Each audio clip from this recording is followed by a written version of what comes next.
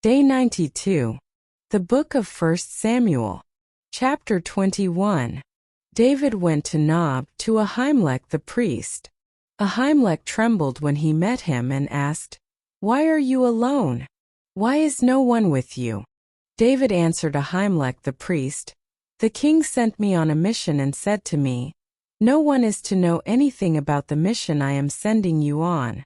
As for my men, I have told them to meet me at a certain place. Now then, what do you have on hand? Give me 5 loaves of bread, or whatever you can find." But the priest answered David, "I don't have any ordinary bread on hand, however, there is some consecrated bread here, provided the men have kept themselves from women." David replied, "Indeed, women have been kept from us, as usual whenever I set out. The men's bodies are holy even on missions that are not holy. How much more so today?" So the priest gave him the consecrated bread. Since there was no bread there except the bread of the presence that had been removed from before the Lord and replaced by hot bread on the day it was taken away. Now one of Saul's servants was there that day, detained before the Lord. He was Dog the Edomite, Saul's chief shepherd. David asked Ahimelech, "Don't you have a spear or a sword here?" "I haven't brought my sword or any other weapon, because the king's mission was urgent." The priest replied, "The sword of Goliath the Philistine, whom you killed in the valley of Elah, is here. It is wrapped in a cloth behind the ephod. If you want it, take it. There is no sword here but that one." David said, "There is none like it, give it to me." That day David fled from Saul and went to Achish king of Gath. But the servants of Achish said to him, "Isn't this David the king of the land? Isn't he the one they sing about in their dances? Saul has slain his thousands, and David his tens of thousands." David took these words to heart and was very much afraid of Achish king of Gath. So he pretended to be insane in their presence. And while he was in their hands he acted like a madman, making marks on the doors of the gate and letting saliva run down his beard. Achish said to his servants, "Look at the man. He is insane. Why bring him to me? Am I so short of madmen that you have to bring this fellow here to carry on like this in front of me? Must this man come into my house?" Day 92. The Book of 1 Samuel. Chapter 22. David left Gath and escaped to the cave of Adullam. When his brothers and his father's household heard about it, they went down to him there.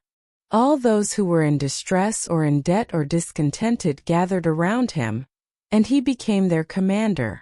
About 400 men were with him. From there David went to Mizpah in Moab and said to the king of Moab, "Would you let my father and mother come and stay with you until I learn what God will do for me?" So he left them with the king of Moab, and they stayed with him as long as David was in the stronghold. But the prophet Gad said to David, "Do not stay in the stronghold. Go into the land of Judah." So David left and went to the forest of Hereth. Now Saul heard that David and his men had been discovered. And Saul was seated, spear in hand, under the tamarisk tree on the hill at Gibeah, with all his officials standing at his side. He said to them, "Listen, men of Benjamin. Will the son of Jesse give all of you fields and vineyards? Will he make all of you commanders of thousands and commanders of hundreds? Is that why you have all conspired against me? No one tells me when my son makes a covenant with the son of Jesse. None of you is concerned about me or tells me that my son has incited my servant to lie in wait for me, as he does today." But Dog the Edomite, who was standing with Saul's officials, said, "I saw the son of Jesse come to Ahimelech son of Ahitub at Nob. Ahimelech inquired of the Lord for him. He also gave him provisions and the sword of Goliath the Philistine." Then the king sent for the priest Ahimelech son of Ahitub and all the men of his family, who were the priests at Nob, and they all came to the king. Saul said, "Listen now, son of Ahitub." "Yes, my lord," he answered.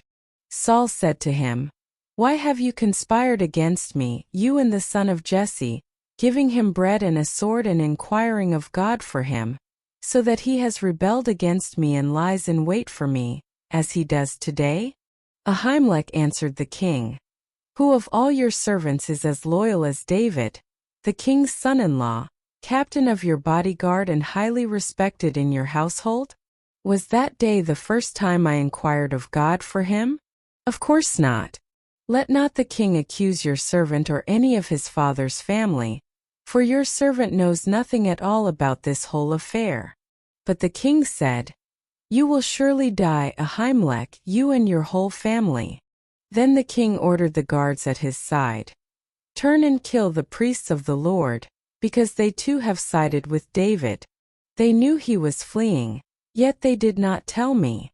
But the king's officials were unwilling to raise a hand to strike the priests of the Lord. The king then ordered Dog, "You turn and strike down the priests." So Dog the Edomite turned and struck them down. That day he killed 85 men who wore the linen ephod. He also put to the sword Nob, the town of the priests, with its men and women, its children and infants, and its cattle, donkeys, and sheep. But one son of Ahimelech son of Ahitub, named Abiathar, escaped and fled to join David. He told David that Saul had killed the priests of the Lord.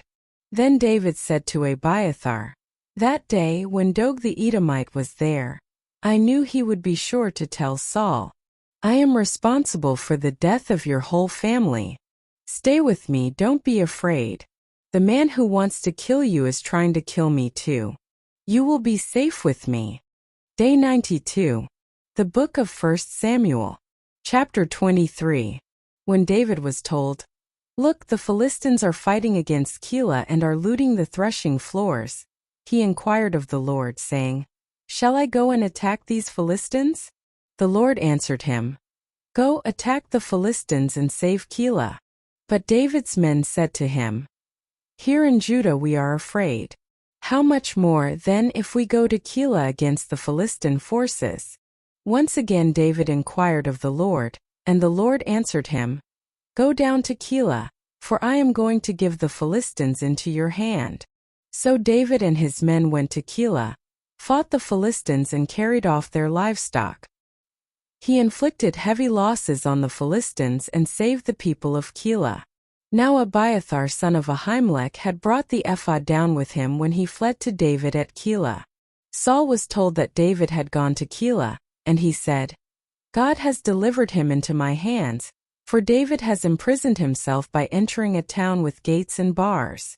And Saul called up all his forces for battle, to go down to Keilah to besiege David and his men. When David learned that Saul was plotting against him, he said to Abiathar the priest, "Bring the ephod." David said, "Lord God of Israel, your servant has heard definitely that Saul plans to come to Keilah and destroy the town on account of me. Will the citizens of Keilah surrender me to him? Will Saul come down, as your servant has heard? Lord God of Israel, tell your servant." And the Lord said, "He will." Again David asked, "Will the citizens of Keilah surrender me and my men to Saul?" And the Lord said, "They will." So David and his men, about 600 in number, left Keilah and kept moving from place to place. When Saul was told that David had escaped from Keilah, he did not go there. David stayed in the wilderness strongholds and in the hills of the desert of Ziph. Day after day Saul searched for him, but God did not give David into his hands. While David was at Horish in the desert of Ziph, he learned that Saul had come out to take his life. And Saul's son Jonathan went to David at Horish and helped him find strength in God. "Don't be afraid," he said. "My father Saul will not lay a hand on you. You will be king over Israel, and I will be second to you. Even my father Saul knows this." The two of them made a covenant before the Lord. Then Jonathan went home, but David remained at Horish. The Ziphites went up to Saul at Gibeah and said, "Is not David hiding among us in the strongholds at Horish, on the hill of Hakilah south of Jeshimon?" Now, your majesty, come down whenever it pleases you to do so, and we will be responsible for giving him into your hands." Saul replied, "The Lord bless you for your concern for me. Go and get more information. Find out where David usually goes and who has seen him there. They tell me he is very crafty. Find out about all the hiding places he uses and come back to me with definite information. Then I will go with you. If he is in the area, I will track him down among all the clans of Judah." So they set out and went to Ziph ahead of Saul. Now David and his men were in the desert of Maon, in the Arabah south of Jeshimon. Saul and his men began the search, and when David was told about it, he went down to the rock and stayed in the desert of Maon. When Saul heard this, he went into the desert of Maon in pursuit of David. Saul was going along one side of the mountain, and David and his men were on the other side, hurrying to get away from Saul.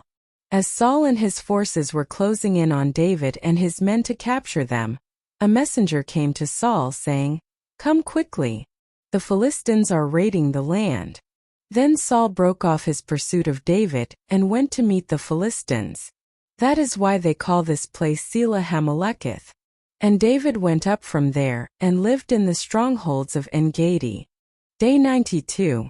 The Book of 1 Samuel. Chapter 24. After Saul returned from pursuing the Philistines, he was told, "David is in the desert of En-Gedi." So Saul took 3,000 able young men from all Israel and set out to look for David and his men near the crags of the wild goats. He came to the sheep pens along the way. A cave was there, and Saul went in to relieve himself. David and his men were far back in the cave. The men said, "This is the day the Lord spoke of when he said to you, 'I will give your enemy into your hands for you to deal with as you wish.'" Then David crept up unnoticed and cut off a corner of Saul's robe. Afterward, David was conscience-stricken for having cut off a corner of his robe. He said to his men, "The Lord forbid that I should do such a thing to my master, the Lord's anointed, or lay my hand on him, for he is the anointed of the Lord." With these words David sharply rebuked his men, and did not allow them to attack Saul. And Saul left the cave and went his way. Then David went out of the cave and called out to Saul, "My lord the king." When Saul looked behind him, David bowed down and prostrated himself with his face to the ground. He said to Saul, "Why do you listen when men say, 'David is bent on harming you'? This day you have seen with your own eyes how the Lord delivered you into my hands in the cave. Some urged me to kill you, but I spared you. I said, 'I will not lay my hand on my Lord, because he is the Lord's anointed.' See, my father, look at this piece of your robe in my hand. I cut off the corner of your robe but did not kill you. See that there is nothing in my hand to indicate that I am guilty of wrongdoing or rebellion. I have not wronged you, but you are hunting me down to take my life. May the Lord judge between you and me, and may the Lord avenge the wrongs you have done to me, but my hand will not touch you. As the old saying goes, 'From evildoers come evil deeds,' so my hand will not touch you. Against whom has the king of Israel come out? Who are you pursuing? A dead dog? A flea?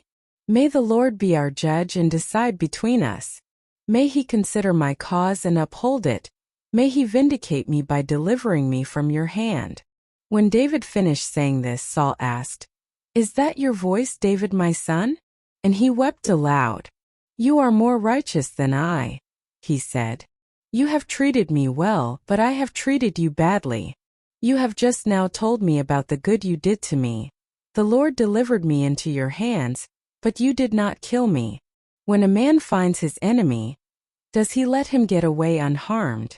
May the Lord reward you well for the way you treated me today. I know that you will surely be king, and that the kingdom of Israel will be established in your hands. Now swear to me by the Lord that you will not kill off my descendants or wipe out my name from my father's family." So David gave his oath to Saul. Then Saul returned home, but David and his men went up to the stronghold. Please consider giving this video a thumbs up to show your support. Additionally, please follow, subscribe, and share to help us spread the good news together. Feel free to comment and let us know which country or city you're tuning in from. Tune in to day 93.